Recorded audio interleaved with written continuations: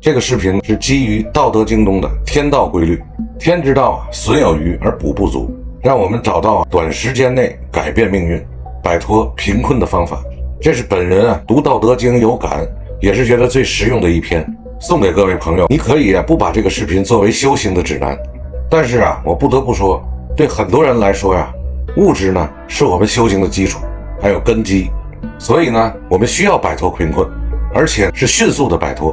在天道当中强弱属性呢，它是一种转换的关系。弱小的呢，总是不断的要成长强大，而强大到一定程度的，它必定要刻意的去趋于弱小。为什么会如此呢？在老子看来强大和弱小就跟阴阳关系一样，也是具有核心意义的。弱小的呢，总是充满了无限的潜能，所以遇到了好的机会就会变得强大，而越强大呢，其实它就会越笨重越僵硬，遇到崩塌的那个点呢，就会迅速的崩塌为弱小。而在人道当中呢，这种强弱的属性呢是行不通的。无论是我们的身体、财富、地位等等所有的物质基础，除了我们出生就有的属性之外人道中弱小往往更会被当作牛马去使用，这样呢只能变得更加弱小。而强大的呢，会利用自己的各方面的资源和手段去压制弱小，而让自己更加强大。道德经里说天之道损有余而补不足，人之道则不然，是损不足而奉有余。这句话的意思是天之道是削减富足来补充那个不足的，人之道呢却不是这样，而是削减不足的而去供奉给呢有余的富足的。这个人之道呢是违背天之道的。老子在他的定义当中对人之道没有加以限制。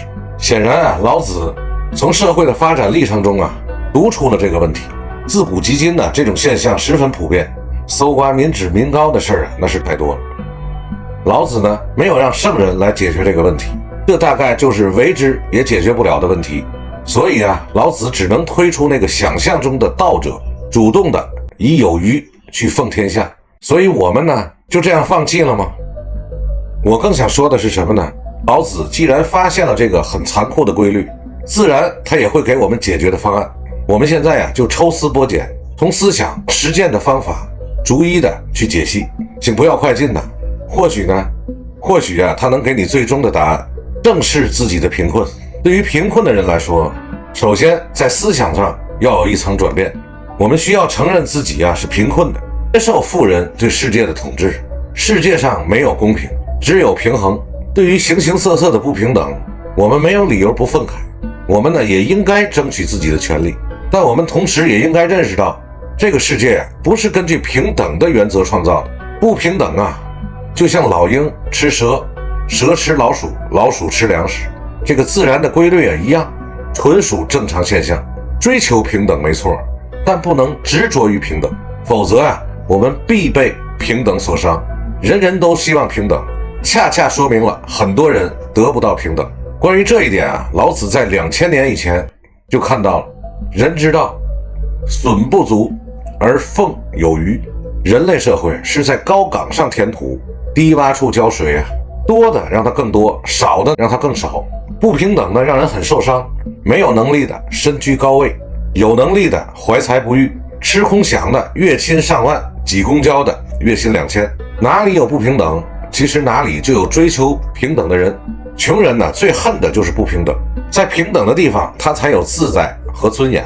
没有钱买车的朋友会有这样的思维，路上堵车的时候就是他最开心的时候，因为堵车的时候买车的人呢还不如走路快，没车的朋友这时候心里就平衡了。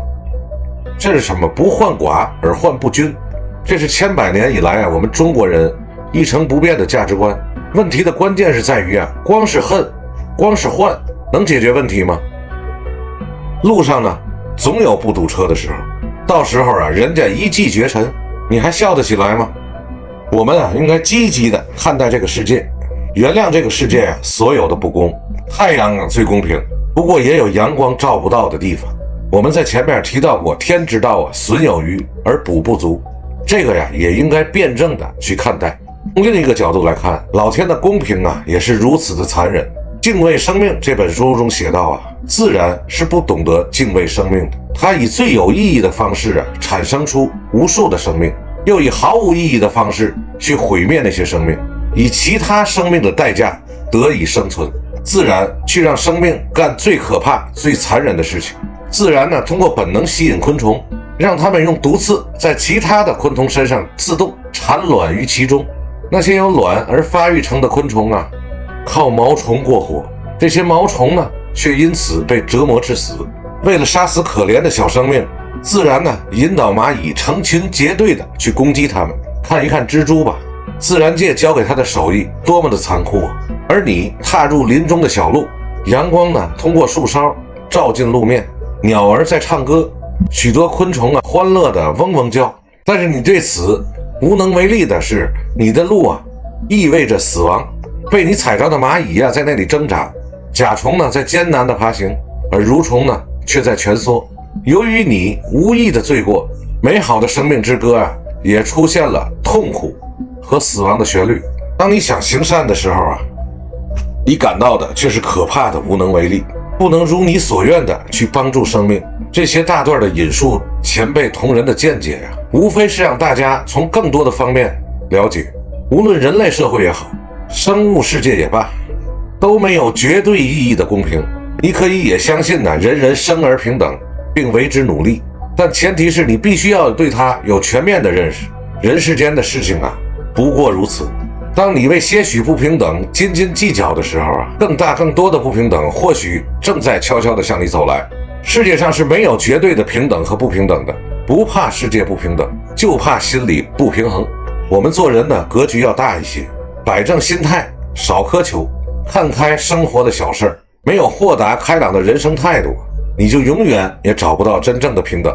很多时候所谓的不平等啊，不过是人们为一己私欲而争斗的卑劣借口。所以对于贫穷的人来说，我们要抛却私欲，接受世界的不平等，接受自己的贫穷，人为的去触发那个天道规律。当我们接受了这个世界上最残忍的公平以后，我们会不由自主的将所有的精力用在考虑一个问题：我该怎么做？人道的规律我能改变吗？人之道损不足而奉有余，这不就是马太效应吗？强者愈强，弱者愈弱，赢者全赢，胜者通吃。如果你这么悲观，那你就陷入了贫穷的陷阱。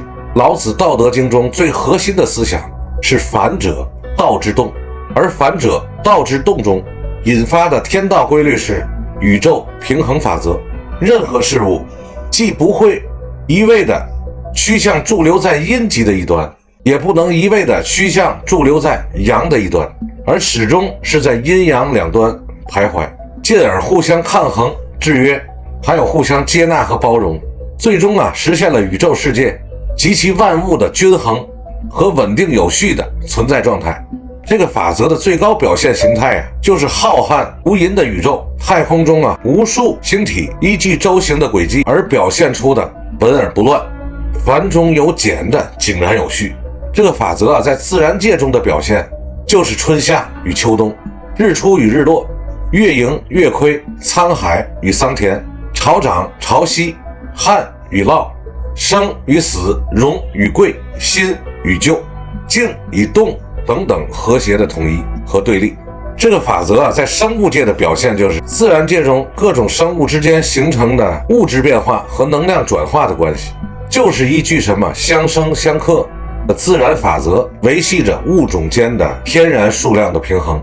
这个法则在人类社会的表现就是坐与息，福与祸，贫与富，强与弱，进与退，治与乱，分与合等等等等交替相续的动态的平衡与和谐。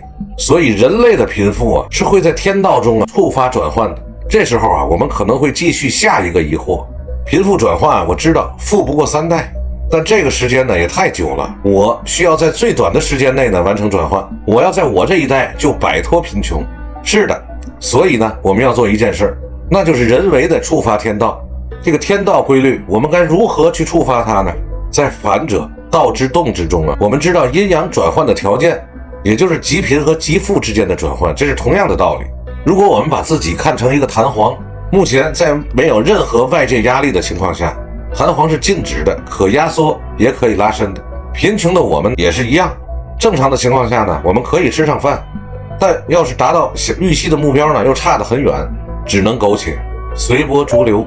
但是呢，当我们施加外力向下去压那个弹簧的时候，把它压到极点，弹簧是不是就已经缩成一团了？虽然此时弹簧被压迫压缩，但弹簧此时却具备了前所没有的潜力和能量，随时可以爆发。所以作为人同样的属性，我们为什么动力不足啊？也在于此。我们就算再贫穷啊，也能吃得上饭，饿不死，但是呢，也活不好。我们需要给自己更大的压力，将自己置于弹簧最压缩的极限，让我们的身体能够充满能量。而在给自己的压力的过程中，我们需要不断的去触摸这个极限的，因为这个极限呢是无法量化的，只有自身的感受。如果不够呢，能量则会不足；如果是过于施压，整个人呢又会崩溃。我们在向内施压的这个过程，也就是在不断的去摸索触发天道机关的过程。那什么现象就说明我们已经触发了天道机关呢？首先呢是不卑不亢，我们很贫穷。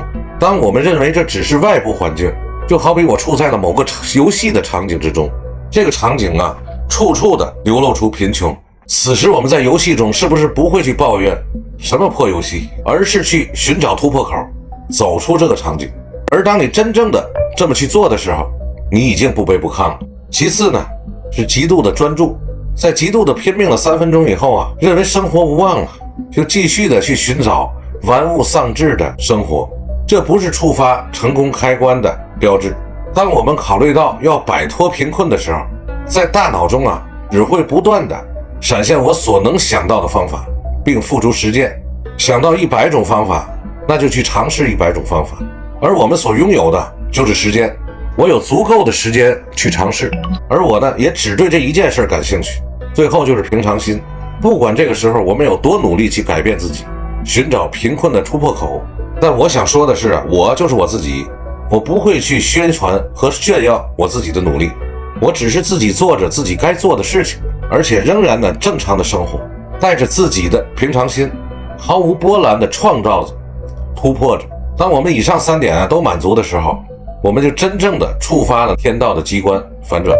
道之动啊，一触即发，被压缩的弹簧只要松开手，瞬间就会爆发，上升的高度啊将远远的超过它初始的状态，而我们呢也会在这个极限的状态不断的攀升，最终呢摆脱贫困线，而上升到更高的高度，守住你的不易。我们都知道，当弹簧反弹以后，又会迅速的降落到原点。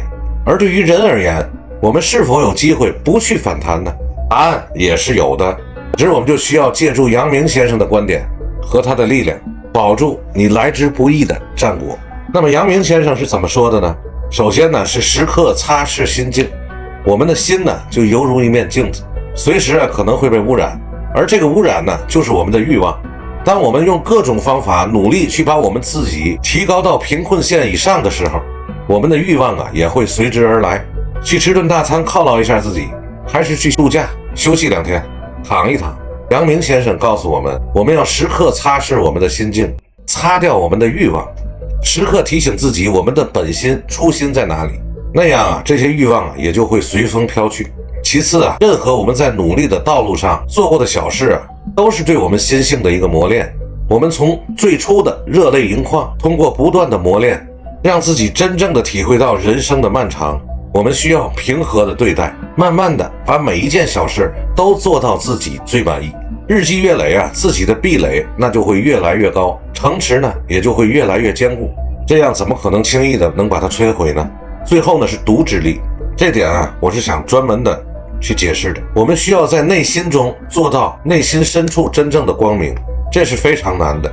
因为很多人在内心的最深处都藏匿着与自己外表不符的阴暗面，而我们需要守住自己的来之不易的时候呢，我们需要培养自己强大的组织力，在任何时候自己的内心深处都是明亮，都能够对自己说我没有问题。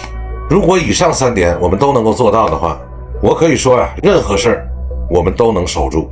但是嘴上说比不上手上动，最终呢我们还是要去实践，而不是靠大脑去苦思冥想，但是却一动不动。如果呢要想改变，那就现在动起来！谢谢各位一路同行，我们有缘再见。